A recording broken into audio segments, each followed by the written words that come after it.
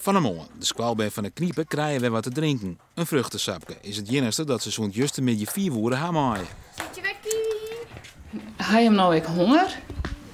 Nee, niet echt. Nee. Ja. Nee. Nee, ik net. Nee. Dat groente- en fruitsapjes, die helpen wel. Ben die sapjes lekker? Nee. Heel vies. De band uit Groep Zon door de DJ's van het populaire Serious Request Glazenhoes in Enschede naai. Alleen nog de kniepsters zitten er 24 uur in steeds van een week in. Al met al hebben ze al meer dan €9.000 ophellen. Op het Squalplein is snet verkocht. Ben haar lege flessen inzamelen en er is een soort yield van sponsoren binnenkomen. En waarom doe je hem dit?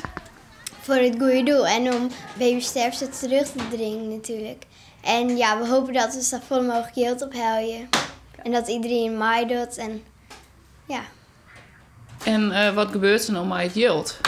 Dat brengen we morgen naar Enschede, naar het Echt Glazenhuis. Op datzelfde moment staan 50 fietsers klaar om richting Enschede te fietsen maar een yieldcheck. Ik zei had de aankomende weken al €9.000 ophellen bij sponsoren. Ik het maasbrachtje dat ze eerst krijgen is sponsoren. Het wielerteam van het Heerenveen is initiatiefnemer van de actie. Wij vinden het belangrijk om het doel van Serious Request om babysterfte te gaan belangrijk. En het is gewoon ontzettend leuk om als je al zulke dingen te doen. En dat het dan nog van een goed doel is, dan is het helemaal geweldig. Heb jij zelf ook geld opgehaald? Ja, €10, maar €10. Hoe heb je dat gedaan? Nou, op school. Nou heb ik gewoon gevraagd wie wou sponsoren en dan wou iemand sponsoren.